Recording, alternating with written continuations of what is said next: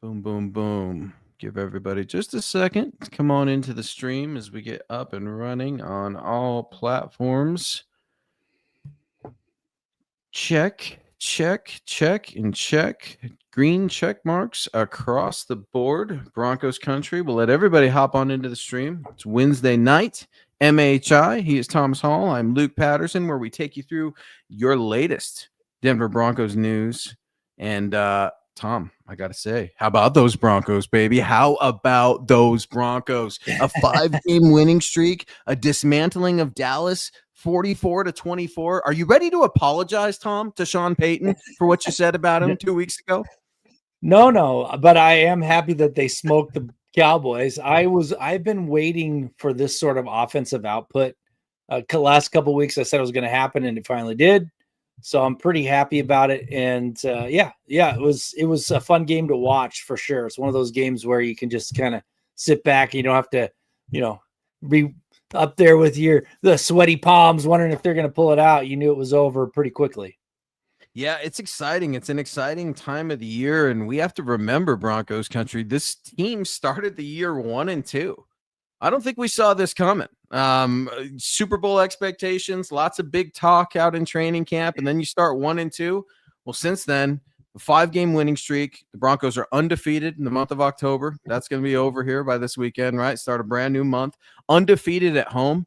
Tom, it's something we talk about quite a bit, home field advantage, and it finally feels like Mile High Magic is back. At least that's what Broncos Ring of Famer Rick Upchurch told us last week on these very airwaves. You could go back and listen to that on Spotify, iTunes, wherever you get your podcast. Go check it out. Tom, I loved it, man. I absolutely loved it. Broncos are first place in the AFC West, a 1-game lead over those damn Kansas City Chiefs and the Los Angeles Chargers. Huge game against the Houston Texans. The team is hitting the road for the first time in a long time. We got a lot to get into. We're going to get into Pat Surtain, the news of the day. What is his injury designation? Did they move him to IR? When are they getting him back? We will let you know. We will also take you through the practice report. Tom, tons to get to. What was your biggest takeaway from the Dallas Cowboys dismantling? 44-24. The Broncos offense seemingly did everything right, sans the bonehead Bo Nix pick that he got out of his system nice and early. Well, what struck me was the things we've been talking about this whole season is a lot of the mental errors. I mean, there were some drops they still need to clean up, but they did not have a false start, a delay of game penalty, or one of those boneheaded, cheap shot or late hit on a quarterback. They did have some of those are subjective. Most of those, their penalties were like inaction penalties that just tend to happen. It wasn't from mental, a mental error. And so that's what struck me the most. I kept watching. I'm like, they haven't had one of those penalties until, I don't even know if they did the whole game, but it was well out of reach before anything like that happened. Well, that's what I'm saying. Give Sean Payton his flowers, just like we got to give our guy David his flowers. Shows up every Wednesday night on these airwaves. A new member of the MHH exclusive community. And David is always planting his flag on this show. Good evening, Broncos country. #4. David, thank you so much for becoming an exclusive member, guys. You could head on over to YouTube, smash the subscribe button, become an exclusive member, just like our guy David did, and you will get a ton of bonus features over at Mile High Huddle. Coach Sean Payton, let's talk about him a little bit. Let's talk about the offense that he called. Let's talk about the maturation that we're seeing from Coach. And I absolutely loved it. He controlled himself, Tom. He didn't run on the field, right? Right. There was no Dre Greenlaw-esque moments with Sean Payton. Yeah. We will let you know Dre Greenlaw today. Did he practice? Did he not? We'll get to it in the practice report. I'm tickled, Tom. I'm tickled with this Broncos team. They are nowhere near a finished product. The moon ball continues to elude one Bo Nix and Marvin Mims, who did pop up on the injury report today. But Troy Franklin, Tom, Cortland Sutton was clearly the prime priority, if you will, for the Dallas Cowboys secondary. And all of a sudden, Troy Franklin's starting to build momentum. What are you making of the young wide receiver, Bo's former teammate from Oregon? Yeah, I mean, he still has some work to do, but he's definitely light years ahead of last year for sure. So, he's a great third receiver for that team right now. I would like him to be a little more sure-handed at times, but otherwise, I've been pretty impressed with his progression from last year to this year. It's right on course. I don't know if he's ever going to be like the main attraction for any offense, but I think he's a good complementary player that they're going to have around for a few years for sure, because he has some talent. I'll tell you this, Tom. He's the main dominant factor in that room right now. Troy Franklin leads the Broncos receivers with 4 touchdowns, just one over Court, right? Kind of surprising when you look at the stats. It's something I hadn't realized until you pull it up, but it's nice to see Bo Nix distribute the ball so much, right? He gets dogged all the time on social media. Oh, if it weren't for the screens, if it weren't for this, short passes, if it weren't for that. Bo can throw the football. We know that. Bo can be an accurate passer, but the timing is off between Marvin Mims and Bo Nix. It seems like the timing is much better when it comes to Troy Franklin, Cortland Sutton. How about our new guy, our rookie, getting his first touchdown of his NFL career? Pat Bryant is coming into his own. He is maturing very quickly as a rookie. Tom, what do you see out of Pat Bryant? Because we have been dying. We have been thirsting for so long to have a franchise quarterback, and it feels like within the last 12 months, we're like, can anybody else but Cortland please catch a football? Oh, I loved his touchdown catch. I love the homage to the Mile High salute, doing the Mile High salute after. That was amazing. But Well done. I like him. I think he's going to be better. Maybe next year and the year after. I think he's taking a little while to develop, but the blocking that I've seen from him is superb. Wow. He's out there, mixing it up. So he's doing the little things to get more time on the field. And then, of course, once you get more time on the field, you're going to get more passes thrown your way, and that's just going to keep snowballing. So I looked at for him to have a better second half of the season than the first half. Tom, you had me at blocking moments ago, and I can't overlook the blocking from this Broncos offensive line. And I'll give Luke Wattenberg some credit. How about that? Something I never do on this show. The Broncos offensive line, their blocking was superb against this Dallas Cowboys defense who isn't very good. All right, so let's get that out of the way. Garrett Bowles is playing out of his mind right now. Quinn Miners is just pancaking. He could have pancaked 3 dudes if he really wanted to. The whistle saved that third linebacker that was running up on him. I mean, to see the blocking, the pride that these guys take in it, and you're right, Tom, to talk about a wide receiver and Pat Bryant who's willing to do it all, that's expected out of you when you come to Sean Payton's team. Just like it's expected, if you're a running back, you damn well better be able to catch the football also. And it's something that we've seen RJ Harvey do quite a bit. He did get that 1 touchdown catch in a 3-3 Tom touchdown performance for Quadzilla RJ Harvey. It was good to see the young fella finally find his rushing legs, if you will, average 6.6 yards per carry against the Dallas Cowboys. You got J.K. Dobbins, who's an absolute dog, recorded his second 100-yard rushing game as a Denver Bronco. Tom, he's averaging 5.3 yards per carry. I can't believe I'm going to say this. The Denver Broncos rush game, Tom, they rank 3rd in the NFL right now. 3rd. That's 3rd best Broncos country, not 3rd worst. They're averaging about 140 yards per game on the ground, and I'm sensing that number needs to climb. Yeah, I mean, what a difference between last year to this year, huh? Just an amazing difference. And on top of it, since it's working, it seems like Sean Payton will stick with it more. And obviously, I mean, they were bowling over the Dallas Cowboys defense. I mean, the Dallas Cowboys defense is not very good. We all know that. But I don't want to discredit what the Broncos did because they have a terrible defense. That offense was clicking on pretty much all cylinders. There was no real, hiccups, and they were running the ball right down their throat. What more can you ask for? So I got to give the Broncos credit. I mean, they put up 44 points on the Cowboys, and that's what they should be doing against a crummy defense. But I think that's the most that anyone has scored this year on the Cowboys. So you got to give the Broncos credit for that. 100% string guy. The run game is starting to gel at just the right time. We might want to run spell check through there, string guy. You're killing me with the gel. Absolutely love it, though. I'm an old man, so it's what we deal with here on this show. You're right, Tom, but why do I sense a little bit of hesitation with Sean Payton and the run game this week? Could it be perhaps that his quarterback is balling out of his mind in Bo Nix in this passing attack? I need Sean to stay out of Sean's way.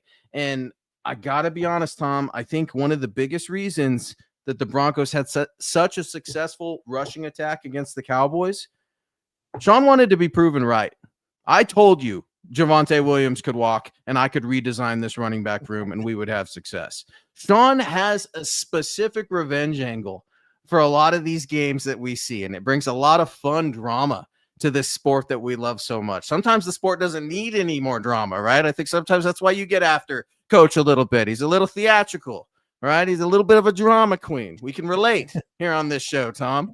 But ultimately, man, I got to say, this rushing attack can be so much better. I think we're just seeing the tip of the iceberg. You're seeing an offensive line who's starting to gel with the third string left guard in the game. Luke Wattenberg, is he starting to find his footing a little bit? I mean, I don't need Sean Payton and the Broncos offense to take Bo Nix to Houston and try to reinvent the wheel. Yeah.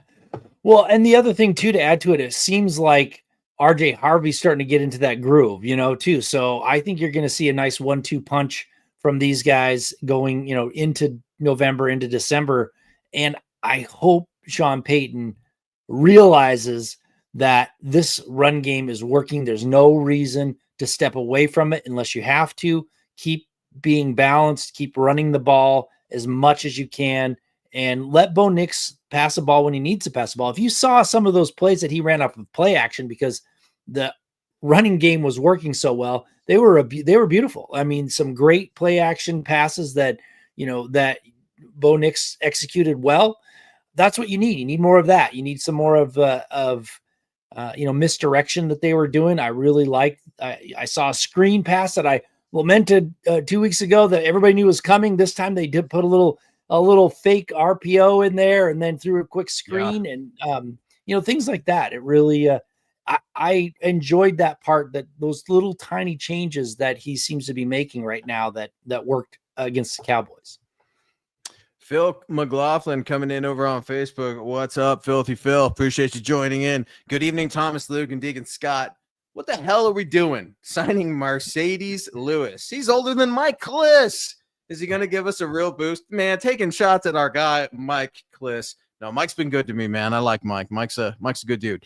I don't know, Phil. 41 years old. That doesn't do it for you? That tight end for Denver Broncos tight end? Sounds about right to me. I'm ready to see something different because maybe Mercedes Lewis is the joker position Sean's been looking for, Tom, because I can tell you right now, it's not Evan Ingram.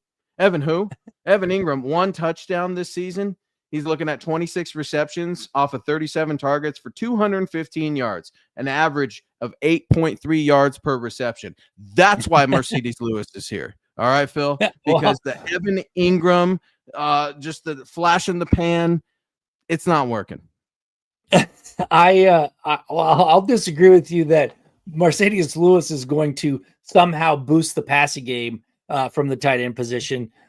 He used to be a pretty decent pass catcher, but I think he's more of a blocker now than anything. He'll catch a few balls, but I told you this on this very show that if Evan Ingram had 50 to 60 catches and 700 yards, that'd be a really, really good season for him this year. He's not even on pace to do that. So I didn't want everyone to get their hopes up about Evan Ingram, going to have 100 catches and over 1,000 yards. However, how are you going to sit there and get after me about, I'm not coming in here saying that he's going to be Travis Kelce. That's what you all miss. What I'm saying is that Nate Atkins is more dangerous along with Adam Troutman. So is it really that silly to think that Mercedes Lewis could dump out for a quick pass? Come on, Tom. Sure. He's going to do it. He'll catch a few balls. He'll catch a few balls here and there for sure. I mean, I don't expect much out of Mercedes Lewis. He is definitely long in the tooth. He's not a Hall of Fame type, tight end who, Hall of Fame tight ends at this age, you might expect a little bit more out of him. I think he's just a right at this point, he's a added body to the tight end group because they had to have somebody. He was available. They're not going to go trade for some dynamic player. They brought him in, and that's Yes, they where are. he's going to Yes, they be. are. Apparently, the Broncos are trying to trade for a Raiders wide receiver. Is that what I'm reading over on social media? I don't know. Because that damn social media, Tom, I got to stay away from it. I get in trouble. And my guy, Ralph Bracegirdle, he knows what I'm talking about, getting in trouble over on X. Tom and Luke, my guys, a clash of defenses this weekend. I think the better running game wins. Luke, I loved our X argument, but just like my wife, I still love you. Oh, Ralph. Yeah, it's true, man. Ralph and I get after each other over on X. I appreciate you, Ralph. Good friend of the show and a wonderful member of Broncos country who got to go out and meet Tom and the guys and have a great time at the MHH meet and greet. So thank you for tuning in, Ralph. Ralph said it, man. Talk about defense. You've got Houston Texans, Denver D, both top 10 defenses in almost every statistical category when you look at it, Tom. And I took a deep dive into the Houston Texans, and I have 3 keys to victory that will be coming out tomorrow over at milehighhuddle.com. A few of them may surprise you. CJ Stroud's playing out of his mind, at least after this last week. A season high 318 yards, 2 touchdowns, 1 interception. It's always been about the defense for the Houston Texans, especially when DeMeco Ryans is your head coach. Yeah, I mean, they're a decent team. I wouldn't put, I mean, you can obviously going on the road, anyone can beat anybody. I'm not saying this is, set in stone, but for me, the Houston Texans are a good team, not a great team right now. They've got a really good defense, but they've also been fairly lucky, I should say, in playing some of the teams they played lately, because a lot of their folks have been out, their opponents were weakened or whatever. So I want to take it with a little grain of salt about how great that defense is. It is a good defense, though, so don't get me wrong. The Broncos have to bring the mental game. They have to execute well, and it's really going to come down to which defense can make that stop at the end, in my opinion, at the end of the game to come away with the victory. Well, and here's the thing, too. Let's talk Broncos defense for a little bit, because everybody, we're trying to figure out Pat Surtain. We're going to get into that here in just a little bit. We're going to talk Riley Moss, Chris Abrams-Drain. We're going to get into the Broncos secondary here in just a second, so sit tight. Here's where I'm at with things. Nick Bonito, would you like to join the party, my friend? It's been 2 straight weeks without a sack from the man who we all pretty much crowned the favorite as AFC or at least defensive player of the year. He's slipping just a little bit. Nick Bonito now has the 4th most sacks. That's 0 the last 2 games. Teams are prioritizing number 15. All right. They're trying to make sure that Nick cannot have a free rush at CJ Stroud. Here's the good news, folks, just to give you a little preview. One of my keys to victory. Don't let last week fool you. If you're looking at the Texans 49ers film, Niners, their record, I'm not with it. I don't think the Niners are a very good team. 0 sacks for their Texans offensive line, but 15 sacks allowed on the season. That's 2 per game. The Broncos will have at least 3 and win this matchup. It's got to be because of the Denver defense. David Yonkin coming in, an exclusive member of the YouTube MHH community. Guys, our tight ends are either injured or they're trash. So Lewis can't do any worse. David, let's not call him trash, right? I'm with you. So can we say a little underwhelming at times? Could we say, a poor man's version of, I don't know. Lucas Kroll, right? They didn't do a lot for us on the injury report. Adam Troutman, they're serviceable. Nate Atkins, serviceable. Broncos country, they're yearning for a tight end. We were sold a bill of goods that Evan Ingram was going to come in here. Tom, what's going on with Evan Ingram? Does he not play anymore? Is he not getting open? Does Bo not trust him? Is Sean not prioritizing it? Figure it out for me, because I need to know who to blame. Is it Evan Ingram's fault, Coach Payton's fault, or Bo Nix's fault? Because something tells me it's Evan Ingram when this team's on a 5-game winning streak and he's only put up 1 touchdown. Well, I mean, for one, he was injured for a little while, so he's probably working back into the offense a little bit. He got a couple good passes to him in that Dallas Cowboys game. One, he was stopped right short of the goal line, so he's about ready, on the verge to kind of take that next step into this offense and be a bit more of a playmaker, a little bit more part of the offense. But you're right, he hasn't gotten a lot of targets. And maybe that's because, he's working back into it. I don't know, but he does for the hype that maybe analysts and media put on that signing. He needs to do a little bit better to kind of, live up to that hype, so to speak. But right now, I'm not complaining because the Broncos won 5 games in a row. Now, if they were losing it and he wasn't doing anything, maybe we could say, what the heck's going on? But they aren't. The formula is working so far. And if he does take that next step, get a little more involved, get more of those touches, a little bit more, end zone action, that's just going to be icing on the cake right now. Well, and speaking of involved, guys, let's get into it. Let's get into the practice report and see who was involved and who was not today over at Broncos practice. The official injury report has dropped hours ago. Dre Greenlaw quad was listed as full. Dre is eligible to return from his 1-game suspension for being a knucklehead and chasing down an NFL referee after a game-winning kick, said no one ever into a microphone. It's bizarre, Dre Greenlaw. I mean, bring something to the party and make sure it's clean this week. Do not kill this team with penalties. PJ Locke was on there with a neck. He was limited, did not practice. Nate Atkins, Marvin Mims Jr., concussion, did not practice. And one Pat Surtain II. Tom, Broncos thought they dodged a bullet in the first half. Shin, lower leg injury with Pat Surtain, returned to form, only to be cut down in the fourth quarter to what is being described as a pectoral injury. The Broncos certainly have the option to put him on IR, but they're choosing to ride it safe, dare I say. They want to see if they can get Pat Surtain out in the next 4 weeks. What do you make of this, man? Because the timing couldn't be worse. It's never good to lose your reigning defensive player of the year, the best player on your team, especially when Riley Moss is getting picked on, not only by the offenses, but by the referees. The most penalized back in the NFL is going to be up against it this week. I suppose the only good thing about this, Tom, it's a good thing the Broncos have a spare corner laying around in first-round rookie Jahdae Barrett. Yeah. Well, first of all, I think it's a smart move with Pat Surtain because you've got the bye. So if you put him on IR, he has to miss 4 games, not 4 weeks, I believe. I think it's 4 games is how it's written, but I could be wrong. So if he's only going to miss 4, then he's back right after the bye. And they're hoping that he's back earlier than that. Who knows if he is or isn't. I think the Chiefs are getting lucky if he's out when they come to town in 3 weeks, which they seem to get lucky with that sort of thing all the time. But yeah, I think they're doing the right thing. If they really thought it was going to be 6 weeks, they put him on IR. But with that bye, I think even if it's 5, they still get that. It would still be the same amount of time. So no sense in doing it right now.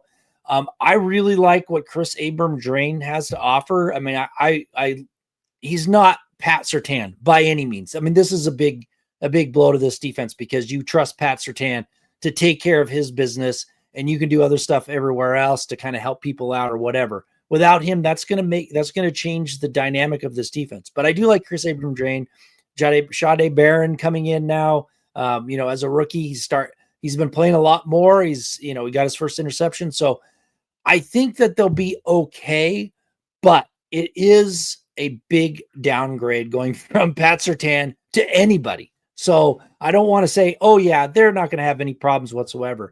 And hopefully they can withstand the Texans. They can, the Raiders, and then, I don't know, the Chiefs. Hopefully when they come to town, there's a miracle and Pat Surtain's back on the field. Yeah, let's hope for a little bit of mile-high magic for Pat Surtain's healing. I agree with you. It could be better, could be worse, right? I think is how the Broncos are at least hoping to look at this. They pride themselves on depth and synergy. Let's see how deep you really are. The safeties, Brandon Jones has been having a very good season, and people don't give him his flowers enough, in my opinion. I really, really enjoy watching Brandon Jones play.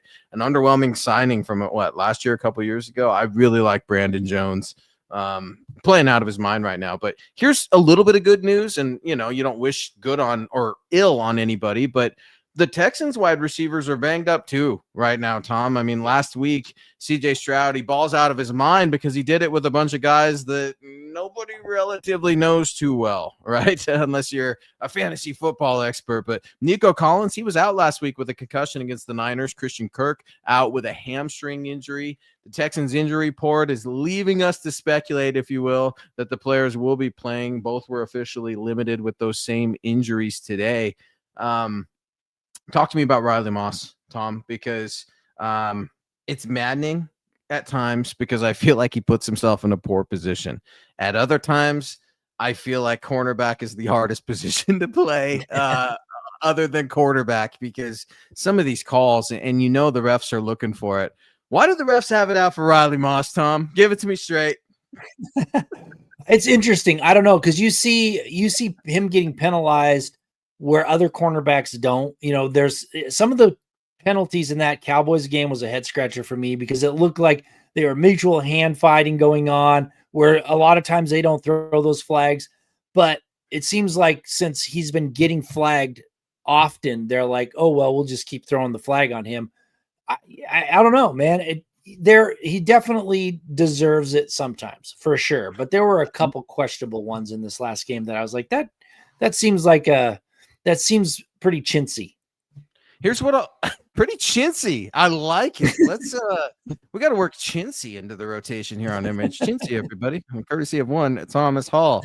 Chase Wellner weighing in, our guy over exclusive MHH community member, I might add. Riley does get a little grabby at times, so that will put a target on his back. I think you guys are on to something here.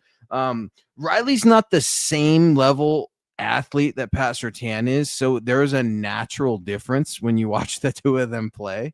And I think too many times we're too caught up in loving our two starting Broncos corners, and it's easy to tell where the drop-off is, because you've got elite and then you've got a starter right now who's trying to find his path in the league, who I think is playing well. But good Lord, Tom, some of these calls, but Riley's not doing himself any favors. And I think one of the biggest reasons the refs tend towards flagging Riley Moss is because he gets beat initially, right? And once you're trying to recover, the first thing you're going to do, Chase is right, you're going to start grabbing, right? You're going to start reaching a little bit. You're going to try putting your arm in front of a guy's waist, his chest, delay him just a little. And that is what's killing Riley Moss right now. Those initial little bits of separation. I can't wait to see how he bounces back. Say what you want about him, he doesn't let it bother him. I was listening to him after the game, and I truly think he believes it. He's like, I let it go. I move on to the next play. I'm not negative about it. And I think his play suggests just that, Tom. He's telling the truth. This isn't any Russell Wilson spin. This isn't the power of positive thinking. This is a guy saying, yeah, I know they've got it out for me, but we're on a 5-game winning streak, and it's time to put the team on my back and prove that I can play football too.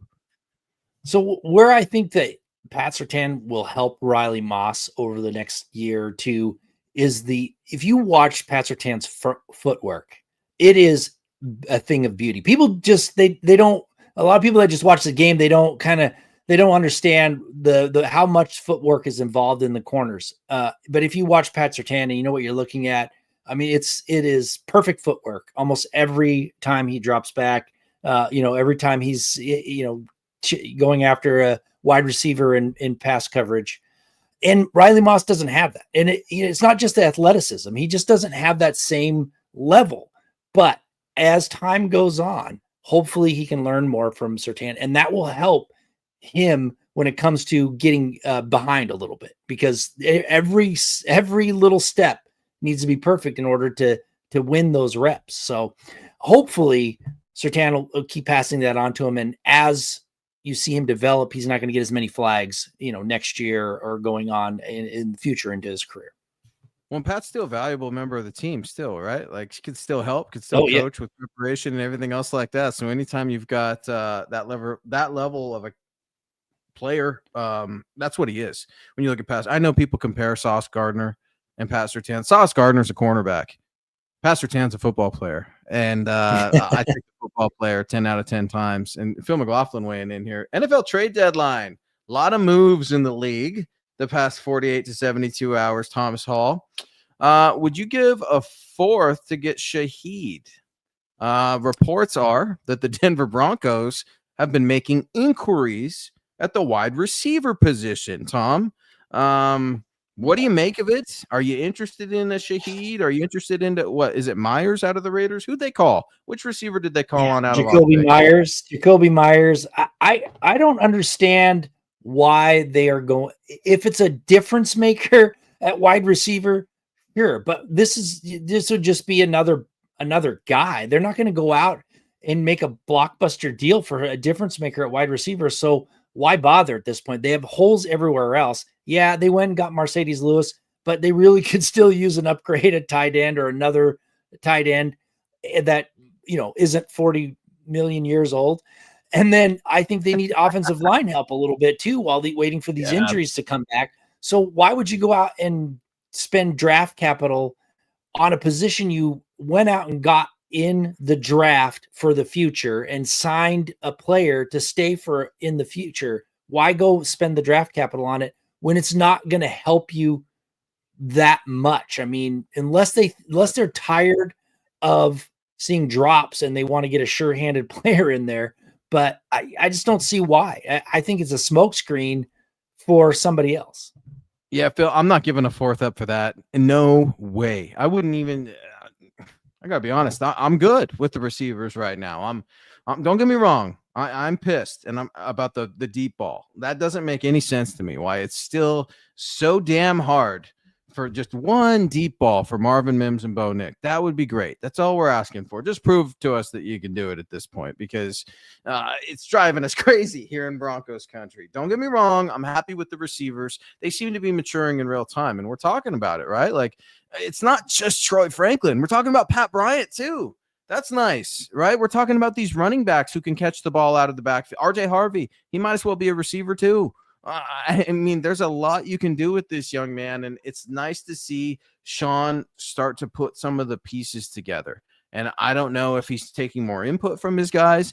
He sounded like when people pressed him on it this last week that he's bending a little bit more towards Bo Nix and his strengths, and better late than never, right? We'll take it in an undefeated month of October, but it's on to the next one for the Broncos. And I hope they're not feeling themselves too much, Tom. I really do, because it's been a long time since the Broncos hit the road. Now, technically, the last time the Broncos were in a away game, right? October 5th. We all remember October 12th. They were in the International London game. So it's been a long time since the Broncos have hit the road. The Texans are 2-1 at home. They're third place in the AFC South. They're looking to climb the ladder, if you will. I think the Broncos are technically the favorite as it sits here today on Wednesday night, 6:38 in Broncos country time.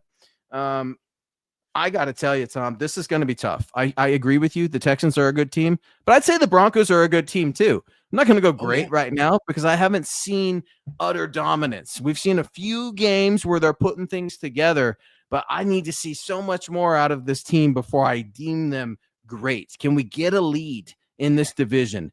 That would be great, because the Chiefs aren't going anywhere. Chargers aren't going anywhere. Those Raiders, they love to play spoiler, and I just would hate to see the Broncos get caught. Yeah, I mean, I'm more on the side of great than just an average team. Great. Because you said Sean Payton couldn't play call 2 weeks ago, Tom. Don't call him a That's great. Not what I said. I did not say he couldn't play call. What I said was he needs to take care of the mental aspect of this team, which has not been there. And that's what I was upset about. I'm out on Sean Payton, Tom. I was, yeah, because he's in charge of getting these players ready to play and not make mental errors. So that's what my beef was with him. I don't care.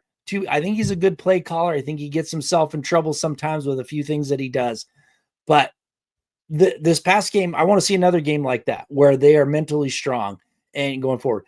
The other thing that bothered me, though, if you want to talk about Sean Payton, why was he out there not wearing the throwbacks? I mean, he's complaining about the color of slacks. Yeah. Put on a different pair of slacks and put the dang throwbacks on. Anyway, it doesn't matter. At least he had slacks. We used to have a head coach who just wore sweatpants, Tom. Give him his due. He didn't want to wear orange pants, for crying out loud. I wouldn't either. Tom, Kenny, he's getting me all fired up. Kenny Kirkpatrick joining us. Good evening, fellas. Thank you for all the support over on Facebook, Kenny. Welcome to the show. Great show. As a New York Giants fan who covers the Broncos, keep an eye out for Evan Neal and Daniel Bellinger. Bellinger has a neck injury, so monitor that.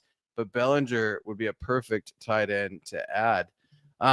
Yeah, the Giants, man. Thoughts and prayers for your guy, Ken, man. The little giant, Cam Scatabo. That was brutal to watch, man. I hope he gets better. That was nasty. Nobody likes to see stuff like that. Say what's up to my guy, Matt Stopsky, out of the Giants. Does great work covering the G-men. Good friend of mine scouting on the road. I'm good with it, Kenny. Give me another tight end. But at this point, Mercedes Lewis, he was signed to the practice squad. We'll see what happens. Did I hear some rumblings if he's actually on the active roster that he's the oldest player in the league? Like he's above Joe Flacco and Aaron Rodgers. We're AARP eligible.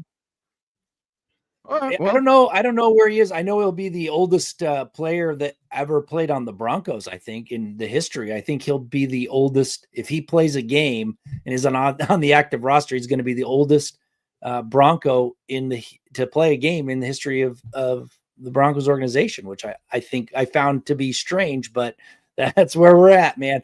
I'm not sold on Mercedes Lewis, and I'm not sold on getting more tight ends.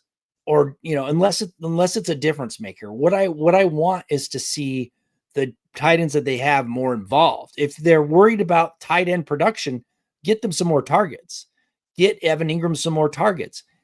I mean, Mercedes Lewis is not going to be your difference maker. He is a body in waiting for Nick Adkins to come back. That's it.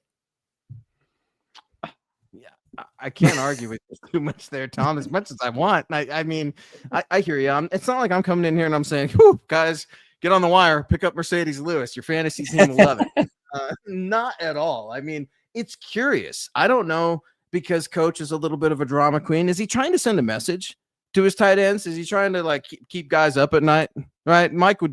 Shanahan would do some bleep like that every once in a while when he needed to get a guy's attention. The greats always do, Tom. That's why I don't know why you give Sean such a hard time. I don't know, man. It's curious, but isn't that Sean? We don't know why he does the things that he does. I don't know why Mercedes Lewis is here and Surtain isn't. Right? That's the way the football gods have shaken it out. And George Fox over on Facebook. Great pod tonight, guys. We appreciate it, George, man. Go Broncos. Here's what I will say heading into Houston. Houston, who's 2-1 at home, coming off of a huge win against the San Francisco 49ers last week.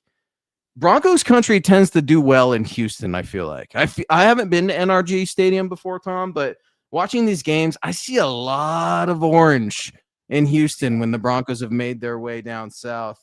I'm not saying it's going to be a home game or anything like that, but anytime you've got a deadly defense and you've got a franchise quarterback and a head coach that's worth his salt, that's a dangerous football team.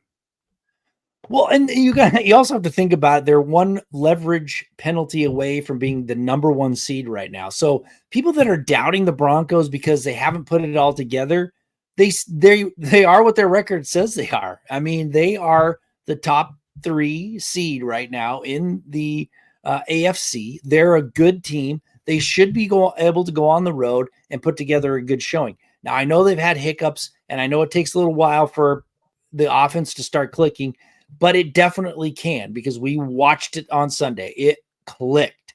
So your guy Rick Upchurch said that the cake was in the batter was in the oven. Remember, on these airwaves, right. He said it, boys. You got to be patient. I pressed him on it. I'm like, all right, Rick, you told me we got all the right ingredients. I'm with you. Marvin Mims and Bo Nix. What did he say, Tom? I wrote it down. Week 12. By week 12, Bo Nix and Marvin Mims are going to be cooking, according to one Broncos legend, Rick Upchurch. Guys, you can listen to that MHI episode from last week. It's a lot of fun. Cody Dubs, speaking of a lot of fun, an exclusive member of the MHH community, very generous, $10 over on YouTube. Thank you, Cody. The only other thing that I would like to see is a wide receiver on this team, like Emmanuel Sanders. He would catch everything, even the overthrown balls. He would jump out for it, knowing he was going to be destroyed by a defender. Tom, you got to see Emmanuel Sanders a couple weeks ago at the meet and greet and gave a very passionate speech. God rest his soul to the late, great Demaryius Thomas. That's it, Cody. I mean, I loved when Emmanuel Sanders was here. He's such a fiery competitor, a little bit of a drama queen as well. I'll never forget my first training camp covering the team.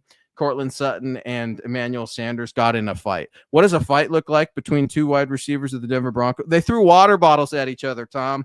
That's what fighting looks like when it's a wide receiver on wide receiver in training camp. So I loved Emmanuel, but a fearless guy. I got to be honest. I know he's not small. Cortland's pretty damn fearless right now when he's going across the middle, when he's going up. I have gotten after Cortland so many times in his career and on this show because I feel like he could offer so much more. He's given everything he's got right now, Tom, and it's been a real joy to watch Cortland Sutton play this season. He tends to get better the older he gets. I'm not putting him on like Mike Evans level because he's healthy right now, but I'm very impressed from what I'm seeing from Cortland Sutton. Well, and I'll say Emmanuel Sanders was one of my favorites. I loved watching him play. And if you were to tell me that the Broncos could go out and trade for someone like Emmanuel Sanders, I would be on board. Is there anyone I don't know who it would be. I would be totally on board. I just don't know who that is. I mean, Emmanuel Sanders was a difference maker. He wasn't the number one guy because he was, next to Demaryius Thomas and whatnot. But you look at what he did. I mean, he was a reliable pass catcher. And even in his short time in Denver, he's one of the top receivers of all time for Denver. I mean, in the top 10, pretty much, I think, for many categories. So I loved him. And if that's who they were going to go after, someone like that, sign me up. I just don't know if anyone like that is available. I don't know who they're going to go get. Jacoby Myers isn't that guy for sure. I don't think the guy out of New Orleans is that guy either. I mean, I just don't know who they're going to be able to go get.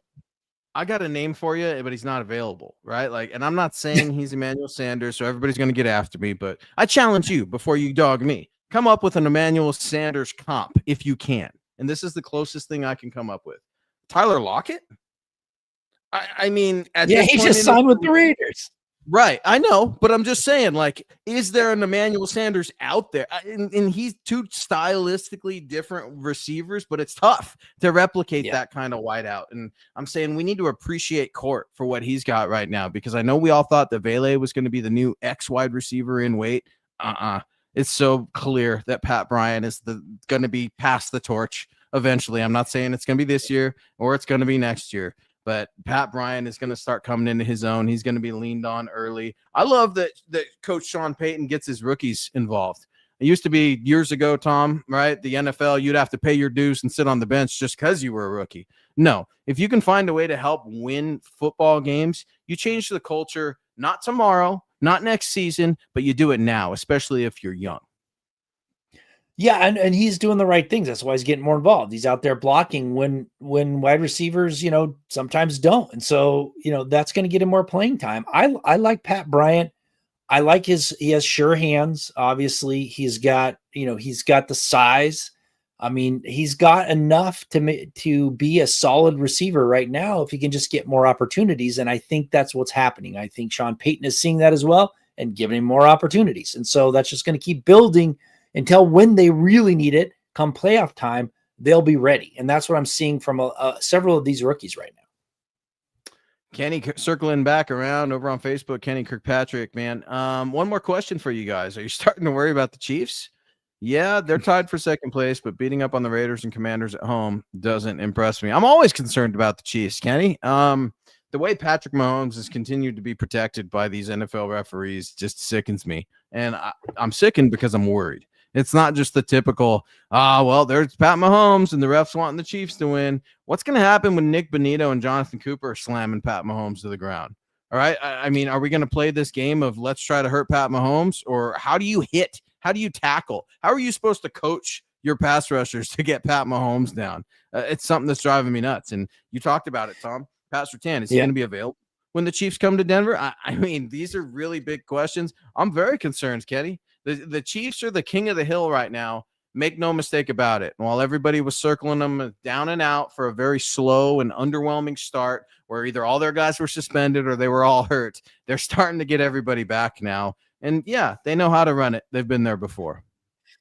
Yeah, there's a couple of reasons why I'm worried and a couple of reasons why I'm not as worried. But one, like you said, for some reason, the NFL loves the Chiefs and they have been propping them up and making sure they get all the calls. That always worries me. But you got Andy Reid, Hall of Fame, future Hall of Fame head coach. You can't count out a team like that. Now, Pat Mahomes, I've been critical of him the last couple of years because I thought he was playing pretty average ball, and his his hype and his past performance was making people thinking he was playing better than he was. But these great quarterbacks, you see in history where they'll have some great years and then they'll be average and then boom, they have a great year. So if he's turning it around and turning it on right now, that worries me as well. What doesn't worry me as much is I don't think they're the same team that they have been in the past. They are a good team, not a world beating team. I mean, the past 3 or 4 years, they have been amazing. We've got some older players. I don't think they're the same team that they were even last year or the year before. So that definitely gives me some pause to think, okay, well, maybe they're not as great.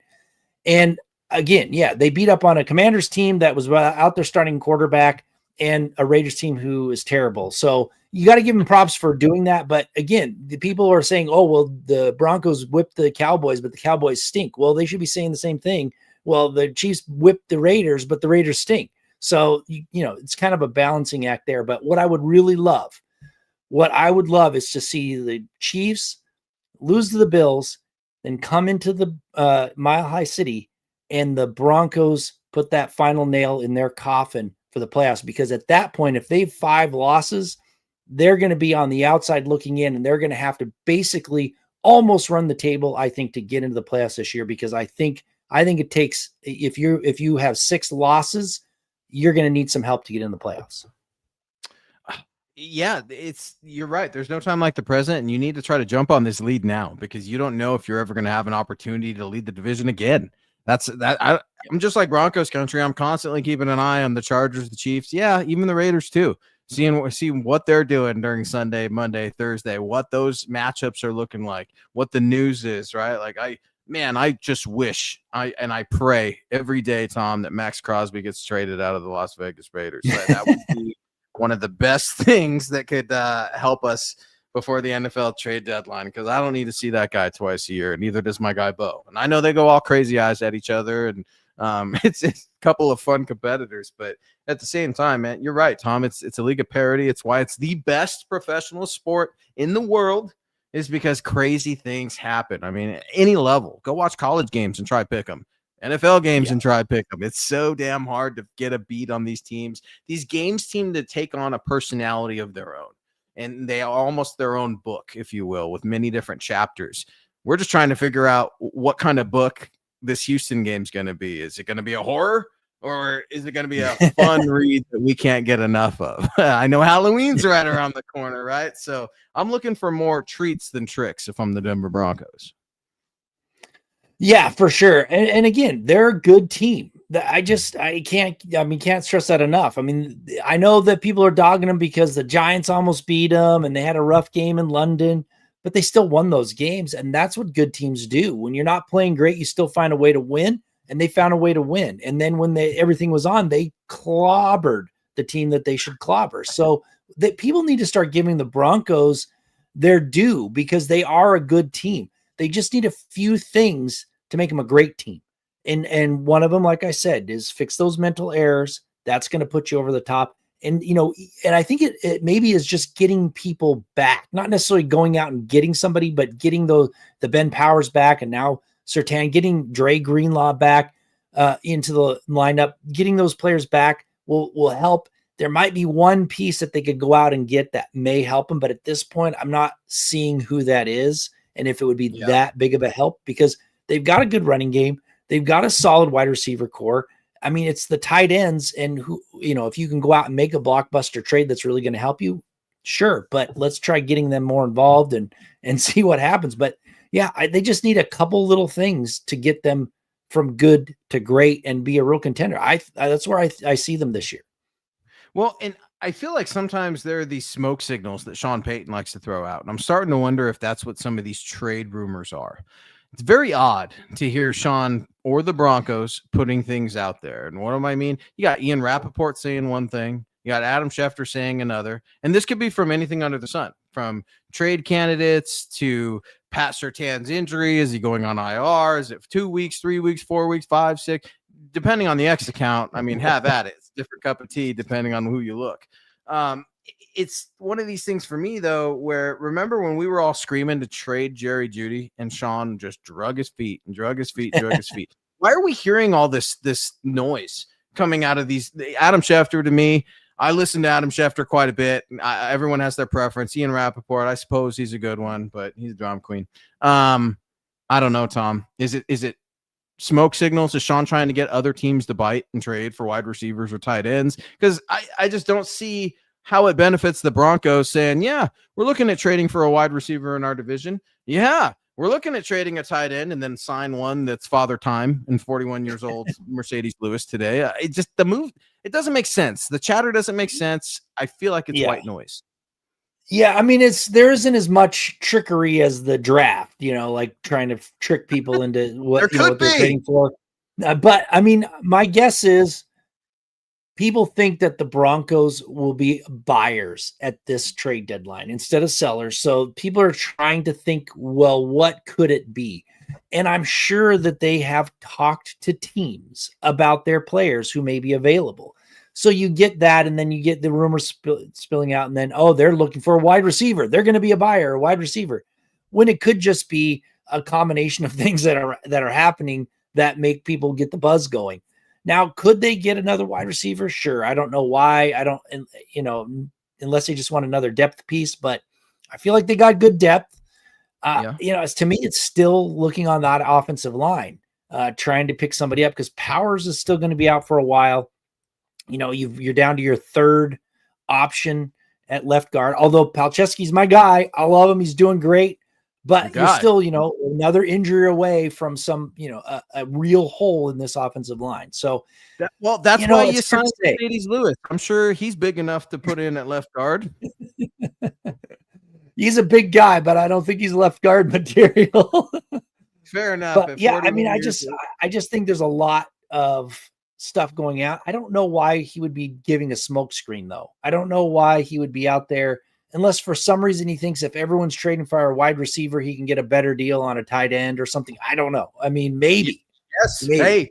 Hey, Tom, there could be something there. You know how paranoid these head coaches are, especially the old school ones, right? That are prodigies of the big tuna himself, Bill Parcells. I mean, it's the Mike Shanahan. These Eastern Illinois guys, Tom, they get a little paranoid when it comes to the roster building and Mike Shanahan and Sean Payton. I don't know, man. I hope it's not silly little games. It seems so silly, especially when you see like the interdivisional trades not working out in real time. And I immediately go to Joe Flacco, right? Because it's the first one I could think of. And Mike Tomlin getting upset. I don't know why you trade him in division and then get smoked like that. It's crazy. It's the NFL. What can I say? It's a lot of fun. It's crazy that we're coming up to November, guys. I mean, this will be the first game in November for the Denver Broncos. It's getting really, really juicy here in Broncos country, and these games are huge. It's going to be a very close game. I don't quite have a prediction in terms of score just yet. Stay tuned for the Mile High Roundtable. Tom, people are starting to split. I don't know if you read it last Friday, but looked like the staff was pretty much 50-50 on Cowboys versus Broncos. I know we were in the win column for the Broncos. I'm pretty sure Scott was too. It'll be interesting to see where guys go this Friday. Yeah, I'm not ready to give a prediction on score, but I will say this. I think whichever defense makes a stop at the end, that's the team that wins. There's going to be the defense. One of the defenses is going to have to step up to save the game, and whichever team does that, that's going to be the victor. It's going to be a lot of fun. There are a lot of fun storylines heading into this one.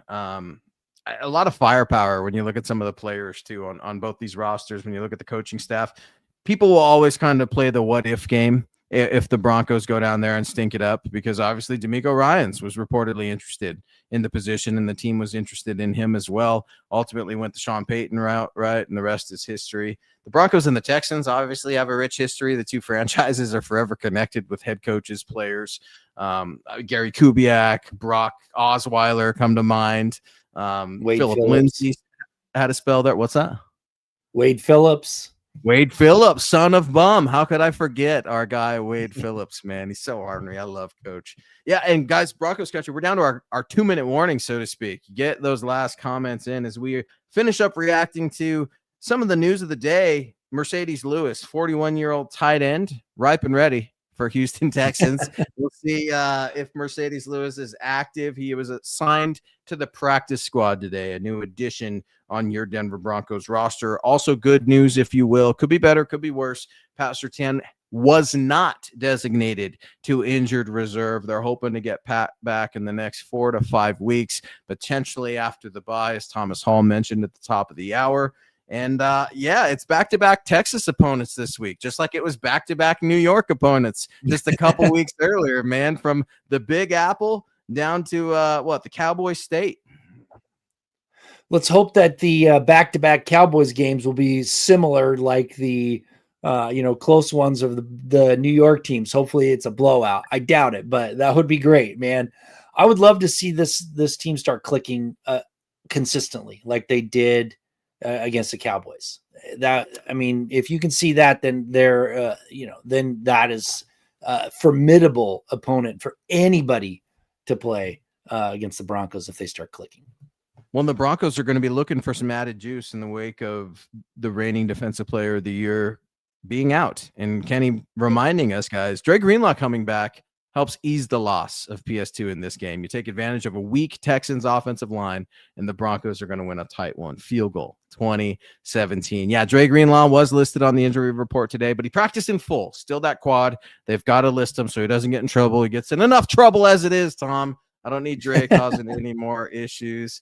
It'll be interesting to see how they use him. Justin Sternad's playing quite well. Alex Singleton, tackling machine. Vance Joseph and Sean Payton are very comfortable with what he's doing. I know we're looking for upgrades, but the Broncos seem pretty content with where they're at with inside linebacker. Tom, what do you think Dre Greenlaw is going to provide in this game? Well, I think he's going to be about what he was in when he got suspended at the end of the game against the Giants. I think he was I think you're probably going to see 20, 25 snaps from him again, and they're going to work him back into it. So hopefully by the Chiefs, he's going to be the full-time starter. That's what I'm hoping for. I don't see them putting him out there to play, 80, 85% of the snaps this week. No, that's good.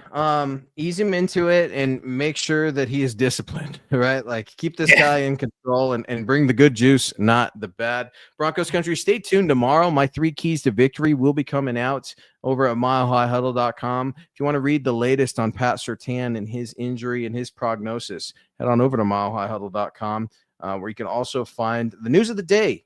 41-year-old Mercedes Lewis is officially a Denver Bronco practice squad member. 12 years with the Jags, 5 years with the Packers, and 2 years with the Bears. So AFC, NFC, welcome back to the AFC. If you are Mercedes Lewis, Broncos country. It's been a fun show. If you'd like to reach out to Tom over on X, please do so. That's at Thomas Hall NFL. Yours truly at Luke Patterson LP. Give the pod a follow as well at MHI_pod. Tom, it's a fun part of the year, man. I'm so excited. Happy Halloween. I know it's Halloween Friday. Everybody be safe. Have fun. Do you remember the days of Chad Kelly and the Halloween party, Tom? Just real quick on the way out. You remember when Chad Kelly was getting all crazed up, dressing like Woody, getting beat downs by vacuum hoses? I do. He was the savior of the Broncos, the 7th round pick that was going to be the quarterback of the future for the Broncos when everybody was looking for anybody to be the quarterback of the future for the Broncos. And then, he pulls a stunt like that. And, I don't think he was good enough to ever be the future, but that killed any chance that he ever had. But he's not the only person to do something stupid like that. Yeah, I've heard some stories around that team, man. Vaughn's Halloween parties used to get pretty wild for number 58. So, yeah, something tells me Bo will probably have a tame night for Halloween. Broncos will be in Houston by then, I imagine, or I don't know when they leave Friday. But everyone have a fun and safe, happy Halloween. Stay tuned at milehighhuddle.com. Broncos country into Houston. This is the way. This is the way.